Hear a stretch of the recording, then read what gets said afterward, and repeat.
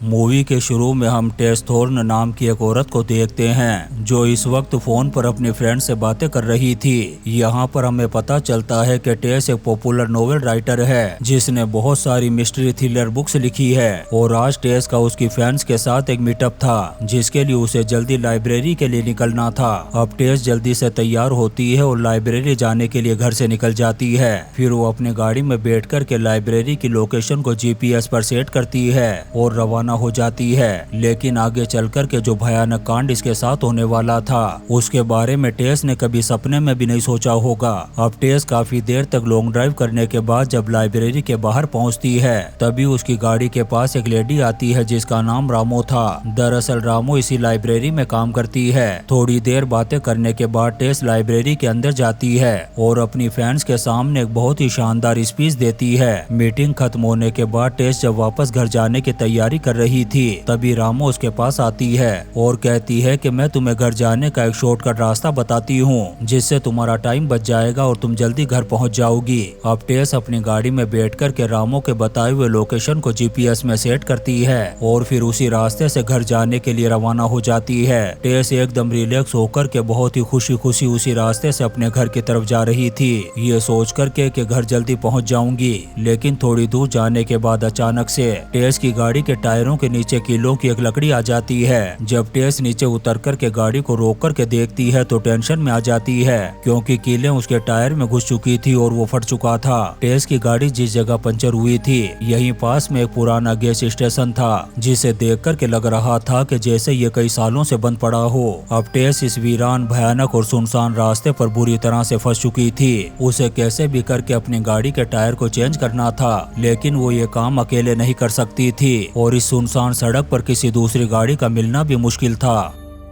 अब वो सड़क के किनारे पर खड़ी होकर के किसी गाड़ी के आने का वेट कर रही थी तभी उसे एक बस आती हुई दिखाई देती है। टेस उसे हाथ का इशारा देकर के रोकने की कोशिश करती है लेकिन वो बस नहीं रुकती। तभी थोड़ी देर बाद उसे एक और गाड़ी आती हुई दिखाई देती है तब वो उसे भी हाथ देकर के रुकने का इशारा करती है। तब वो गाड़ी रुक जाती है। टेस जल्दी से उसके पास जाती है और उससे हेल्प मांगती है। वो आदमी भी लेस को देख कर के उसकी मदद करने के लिए तैयार हो गया था। इस आदमी का नाम लेस्टर था और दिखने में ये भारी भरकम सांड के जैसा लग रहा था। इसके बाद लेस्टर उसके गाड़ी के टायर को चेंज करने लगता है और टेस भी रिलैक्स होकर के खड़ी हो जाती है कि अब वो जल्दी घर पहुंच जाएगी। तभी हम लेस्टर को देखते हैं जो टायर चेंज करते हुए टेस को गंदी नजरों से देख रहा था। दरअसल टेस की खूबसूरती और उसे अकेला देख कर के लेस्टर की नीयत खराब हो चुकी थी। तभी ये सांड जैसा आदमी अपना असली रूप दिखाता है। वो उठ कर के टेस के पास आता है और उसकी गर्दन पकड़ कर के उसके मुंह पर एक जोरदार पंच मारता है जिससे टेस बेहोश हो जाती है।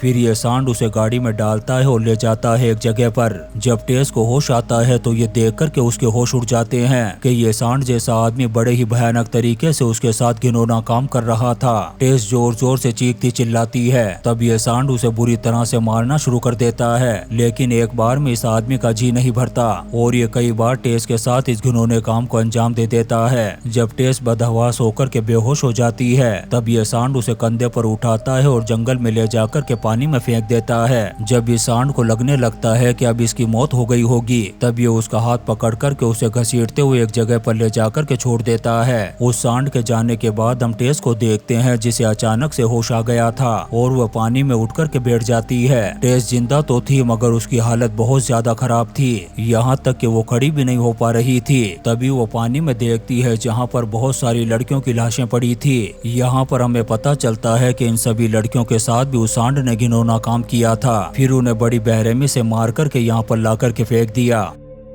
अब टेस किसी तरह से हिम्मत करके खड़ी होती है और लड़खड़ाते हुए कदमों से आगे बढ़ते हुए अपने घर की तरफ जाने लगती है। लेकिन जाने से पहले वो अपने बैग को ढूंढती है और जोर जोर से रोने लग जाती है। वो अपने साथ हुए इस कांड की वजह से बहुत ज्यादा सदमे में आ चुकी थी। उसे कुछ भी समझ में नहीं आ रहा था कि आखिर वो करे तो क्या करे। वो बहुत ज्यादा डरी और घबराई हुई थी। तभी उसे अपने पीछे गाड़ी आती हुई दिखाई देती है। तब वो डर कर के झाड़ियों के पीछे जाकर के छुप जाती है क्योंकि अब उसे किसी भी गाड़ी वाले पर भरोसा नहीं था। उस गाड़ी के जाने के बाद वो फिर से बाहर निकलती है और अपने घर की तरफ चल पड़ती है। काफी दूर जाने के बाद उसे एक शॉप नजर आती है। वहां जाकर के सबसे पहले ये अपना हुलिया सुधारती है। फिर अपनी फ्रेंड को कॉल करके अपने साथ हुए इस भयानक कांड के बारे में सब कुछ बता देती है।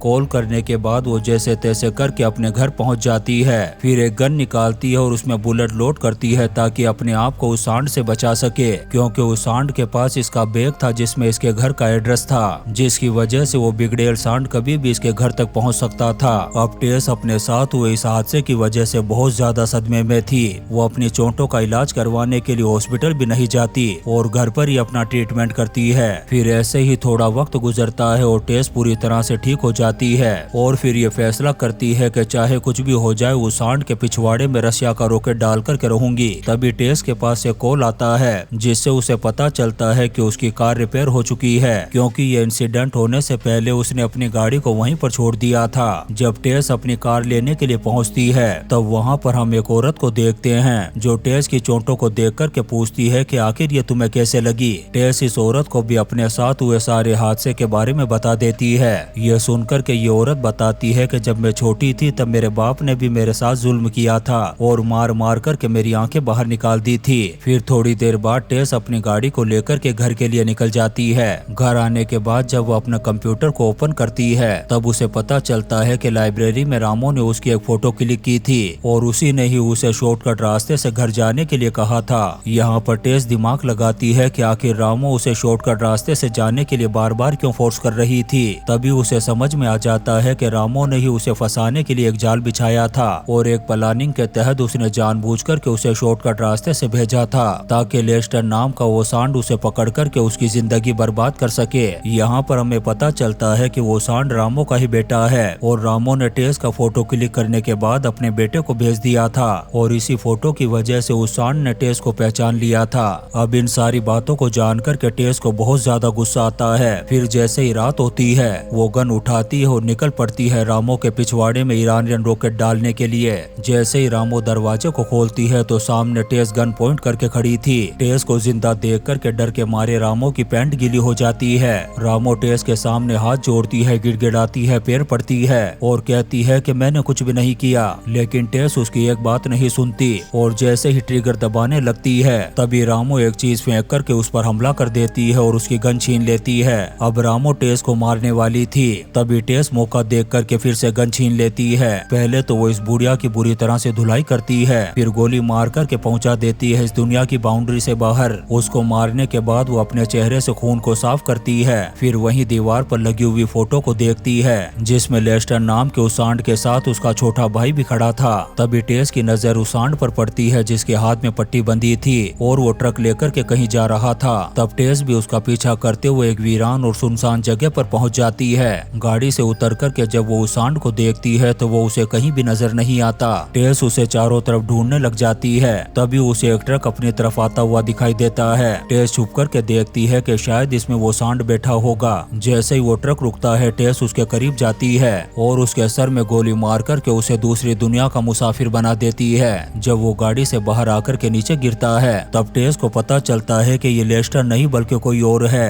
जब वो उसके चेहरे को गौर से देखती है तब उसे पता चलता है कि ये तो उस सांड का भाई है जिसे उसने फोटो में देखा था। इस बेगुनाह आदमी को मारने के बाद टेस रोने लग जाती है और बहुत ज्यादा दुखी होती है। इसके बाद वो यहाँ खाली पड़े घर में जाती है। जब टॉर्च लगा करके देखती है तो उसके होश उड़ जाते हैं क्योंकि दीवारों पर बहुत सारे पोस्टर लगे हुए थे जिसमें लेस्टर और उसका भाई लड़कियों के साथ घिनौना काम करते हुए दिखाई दे रहे थे और फिर उन्हें बड़े ही बेरहमी और दर्दनाक तरीके से मौत के घाट उतार रहे थे। यहाँ पर टेस को पता चलता है कि ये साले तीनों माँ बेटे मिले हुए थे जो लड़कियों को एक प्लानिंग के तहत फंसा करके उनका शोषण करके उन्हें मार दिया करते थे। यहाँ पर टेस को पता चलता है कि जब वो सांड टेस के साथ गलत काम कर रहा था तब उसका ये भाई वहाँ पर खड़ा होकर के उसकी फोटो क्लिक कर रहा था। तभी टेस को कुछ आवाजें सुनाई देती है। जब वो जाकर के देखती है तो वहाँ पर वो सांड था जो काम करने में बिजी था। अब टेस अपने हाथों में गन लेकर के धीरे धीरे उस सांड की तरफ बढ़ती है। यहाँ पर अगर टेस चाहती तो दूर से ही गोली मार करके उसका काम तमाम कर सकती थी, लेकिन वो उसे अपना चेहरा दिखा करके मारना चाहती थी। फिर जैसे ही वो सांड पीछे मुड़ता है तभी देखता है कि टेस ने उस पर गन पॉइंट कर रखी है। टेस को जिंदा देख करके इस सांड की पैंट गीली हो जाती है और हैरान हो जाता है कि इस औरत को तो मैंने मौत के घाट उतार दिया था, आखिर ये जिंदा कैसे बच गई। अब ये सांड जैसे ही टेस पर हमला करने की कोशिश करता है टेस गोलियां चला देती है। गोली लगने के बाद भी ये सांड उस पर हमला कर देता है। तब टेस कीले लगी हुई एक लकड़ी उठाती है और इस सांड के भेजे में मारती है, जिस जिससे इसका भेजा फ्राई हो जाता है और वह दर्द के मारे चीखने चिल्लाने लग जाता है। फिर वह यहाँ से भागने के लिए ट्रक में चढ़ने की कोशिश करता है, लेकिन अधमरा होने की वजह से नहीं चढ़ पाता। फिर टेस उसके करीब आती है और उसके रॉकेट पर गोली मार करके उसे मौत के घाट उतार देती है। इस सांड की मौत के साथ ही टेस का बदला पूरा हो जाता है और इसी सीन के साथ ये शानदार मूवी बिग ड्राइवर खत्म हो जाती है। दोस्तों, हम आपके लिए ऐसी ही इंटरेस्टिंग मूवीज एक्सप्लेन करते रहेंगे, तो आप चैनल को सब्सक्राइब जरूर करें और लाइक और कमेंट्स भी करें। Thank you.